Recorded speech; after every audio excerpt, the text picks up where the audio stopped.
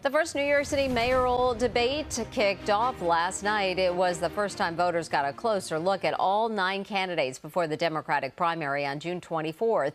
Joining us now to recap the debate is Nick Reisman, a Politico reporter. Welcome. Hey, Mary, thanks for having me. What's your reaction to last night's debate? Well, it was a real pile-on of Andrew Cuomo, the front-running candidate. I mean, that was really to be expected because Andrew Cuomo has had this durable lead in polling throughout much of this race ever since he really entered it back in March. And for the longest time, a lot of the candidates who are competing against him for that Democratic primary have been really trying to loosen that grip on the lead for Andrew Cuomo.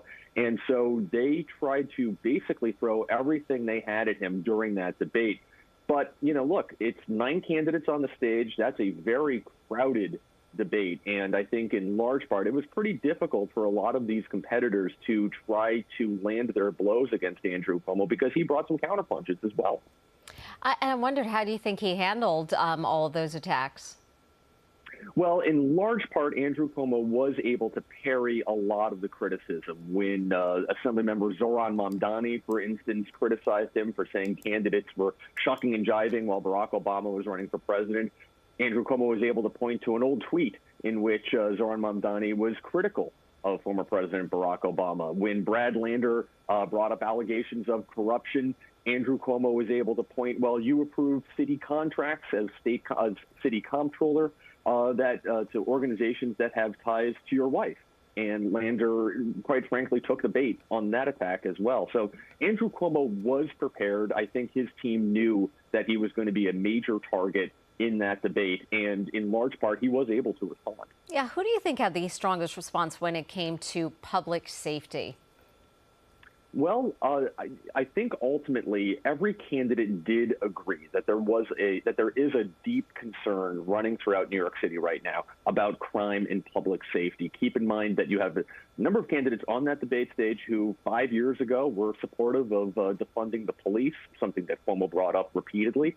But then you also had Scott Stringer, the former city comptroller, who pointed out that Andrew Cuomo presided over a budget that included the controversial cashless bail law, which a number of the candidates on the stage also voted in favor of. So everyone does have a mixed record on the issue.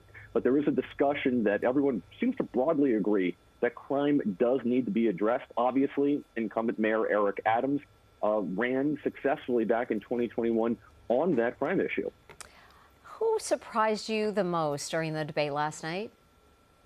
Far and away, former Assembly member Michael Blake, who is a former DNC vice chair, someone who is trailing badly in polling. He's a long shot. He's probably at like 1 or 2% in most of the voter surveys.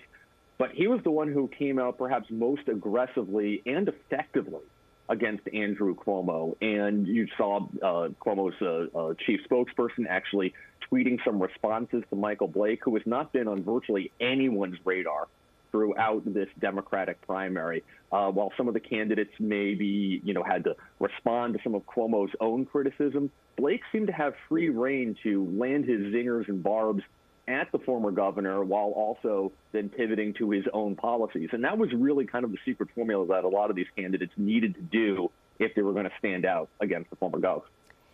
Nick Reisman, Politico reporter, thanks so much for joining us. Thanks for being here. And for more on the candidates and our reporting leading up to the election, you could go to cbsnewyork.com.